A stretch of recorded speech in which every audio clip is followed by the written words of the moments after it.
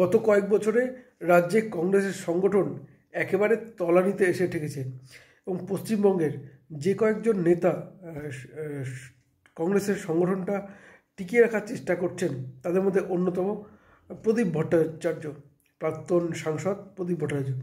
এবং তিনি গতকাল যে মন্তব্যটা করেন যে মমতা বন্দ্যোপাধ্যায়কে কংগ্রেস থেকে বহিষ্কারের সিদ্ধান্ত ভুল ছিল এবং তারই প্রায়শ্চিত্ত করছে কংগ্রেস।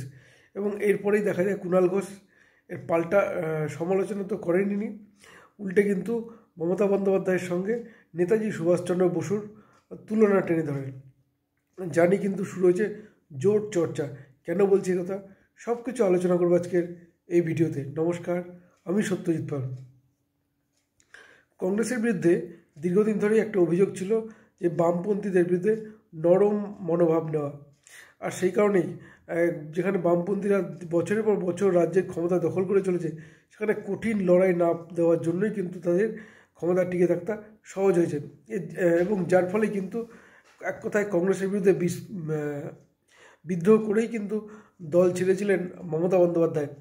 তিনি তার নতুন দল 1998 সালের 1 জানুয়ারি নতুন দল তৈরি করেন তৃণমূল কংগ্রেস, এবং 2011 সালে বিধানসভা নির্বাচনে এই দুই দল জোট বেঁধে লড়াই করে এবং পশ্চিমবঙ্গের ক্ষমতা দখল করে। কিন্তু যেটা হয়েছে যে কংগ্রেসের বহু নেতা কিন্তু দল ছেড়ে তৃণমূল কংগ্রেসে যোগ দিয়েছেন, এবং যার ফলে কংগ্রেস সংগঠন আরও জন ভেঙেছে এবং এই মুহূর্তে ঘুরে দাঁড়ানোর জায়গায় নেই। ঠিক সেইখানে দাঁড়িয়ে কংগ্রেস নেতা প্রদীপ ভট্টাচার্য যে মন্তব্যটা করেছেন যে মমতা বন্দ্যোপাধ্যায়কে কংগ্রেস থেকে বহিষ্কারের সিদ্ধান্ত ভুল ছিল। তৎকালীন রাজ্য সভাপতি সৌমেন মিত্র তিনি এটা করতে চাননি, কিন্তু তাকে করতে বাধ্য করা হয়েছে। ফলে স্বাভাবিকভাবেই প্রদীপ ভট্টাচার্য এই মন্তব্যটা করতে গেলেন কেন, এটা একটা বড় প্রশ্ন। এরপরেই দেখা যায় মাঠে নামেন কুণাল ঘোষ, তৃণমূল কংগ্রেসের রাজ্য সাধারণ সম্পাদক।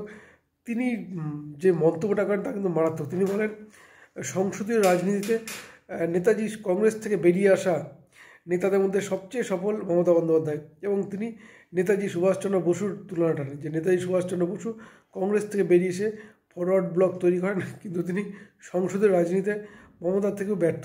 ভাবুন এই কত রকমের জোকার হলে কুণাল ঘোষ এরকম মন্তব্যটা করতে পারেন। নেতাজি সুভাষচন্দ্র দেশের স্বাধীনতার জন্য লড়াই করেছেন, আর নেতাজি সুভাষচন্দ্র যদি লড়াইটা না করতেন তাহলে স্বাধীন দেশ এখন আজকে কুণালদা আপনি হয়তো কোনো ইংরেজের বাড়িতে টয়লেট পরিষ্কার করছেন, এমনটা হয়তো হতে পারত। আর নেতাজিকে নিয়ে বড় বড় কথা। এরপর আসি বিতর্কে। যদি রাজনীতির কথা দেখি, মুখ্যমন্ত্রী মমতা বন্দ্যোপাধ্যায় সফল রাজনীতিবিদ, এ বিষয়ে কোনো সন্দেহ নেই। কারণ বামপন্থীদের বিরুদ্ধে যে বিরোধিতা তিনি করেছিলেন তা কিন্তু কংগ্রেসের সমস্ত নেতাদের ছাপিয়ে গিয়েছিল। তিনি কিন্তু অল্প দিনেই জনপ্রিয় হয়ে উঠেছিলেন। এবং বর্তমান সময় আমরা যদি দেখি প্রধান বিরোধী দল তারা কিন্তু সেই তুলনায় বিরোধিতা করতে পারছে না, কিন্তু এইখানে দাঁড়িয়ে মমতা বন্দ্যোপাধ্যায় যদি বিরোধী আসনে থাকতেন তাহলে বিরোধিতা কাকে বলে তিনি কিন্তু দেখিয়ে দেন, এটা অস্বীকার করার কোনো জায়গা নেই। পাশাপাশি তিনি প্রায় 7 বারের সাংসদ, কয়েকবারের বিধায়ক, 3 বারের মুখ্যমন্ত্রী। একদিকে বলা যেতেই পারে তিনি সফল রাজনীতিবিদ। কংগ্রেসের এমনকি তিনি প্রণব মুখোপাধ্যায়ের তুলনাও টেনেছেন যে প্রণববাবু কংগ্রেস থেকে বেরিয়ে নতুন দল তৈরি করেছিলেন। ফলে এইখানে তার নেতাজি সুভাষচন্দ্র বসুর সঙ্গে টানা সত্যি খুব হাস্যকর কুণাল ঘোষের মন্তব্য। কিন্তু মমতা বন্দ্যোপাধ্যায় যে একজন সফল রাজনীতিবিদ এ বিষয়ে কোনো সন্দেহ নেই, অস্বীকার করার কোনো জায়গা নেই।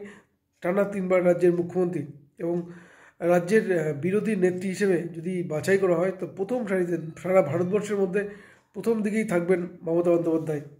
তার কারণ তার বিরোধী রাজনীতিটা তার কাছে অন্যান্য রাজনৈতিক দলের নেতাদের শেখা উচিত, এ বিষয়ে কোনো সন্দেহ নেই। পাশাপাশি এরপরেই দেখা যায় কংগ্রেস নেতা অধীর চৌধুরী তিনি স্পষ্টই বলেন পাগলে কিনা বলে ছাগলে কিনা, স্পষ্ট দিয়েছেন।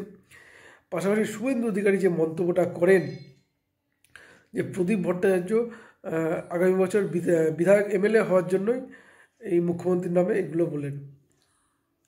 সুতরাং আগামী 2026 বিধানসভা নির্বাচনে কংগ্রেস এবং তৃণমূল কংগ্রেস যোগ যদি হয় তাহলে হয়তো প্রদীপ ভট্টাচার্য টিকিট পেতে পারেন, এবং জোট না হলে তিনি কি তৃণমূল কংগ্রেসে যোগ দেন, কিছুটা জল্পনা উস্কে দিয়েছেন বলা যেতেই পারে। কিন্তু প্রশ্ন হচ্ছে যেখানে কংগ্রেসের অস্তিত্ব নিয়ে একটা প্রশ্ন, সংগঠন তৈরি করেন একটা প্রশ্ন, সেখানে দাঁড়িয়ে বিশেষ করে এবারে বিরোধী হয়ে উঠেছে কংগ্রেস, যেখানে গত 2বারের লোকসভায় ছিল না কিন্তু বিরোধী হয়ে উঠেছে।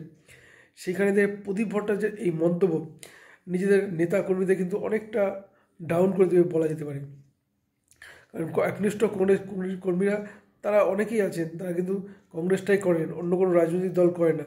নেতারা দল পাল্টান, কিন্তু কর্মীরা কিন্তু দলেই থাকেন। তো এইখানে দাঁড়িয়ে প্রদীপ ভট্টাচার্যের এই মন্তব্য কিন্তু কংগ্রেসের ভিত অনেকটা নড়ে দিয়ে বলা যেতে পারে। এখন আমরা জানি গত লোকসভা নির্বাচন 24-এ মালদা দক্ষিণ আসনটা যেতে কংগ্রেস, পাশাপাশি অধীর চৌধুরী কিন্তু হেরে যান। ফলে এখানে দাঁড়িয়ে কংগ্রেস সংগঠন এই মুহূর্তে মুর্শিদাবাদ এবং মালদা কেন্দ্রিক, তার বাইরে কিন্তু সংগঠন নেই। সুতরাং এইখানে দাঁড়িয়ে সংগঠন বৃদ্ধিটা একটা ব্যাপার ছিল, কিন্তু এখানে প্রদীপ ভট্টাচার্য যে মন্তব্য করেন তাতে কংগ্রেস সংগঠন আরও কিন্তু তলানিতে হেঁটে সে ঠেকবে। কী বলেন আপনারা? আপনাদের মতামত জানাতে পারেন কমেন্ট বক্সে। ধন্যবাদ, ভালো থাকবেন সবাই।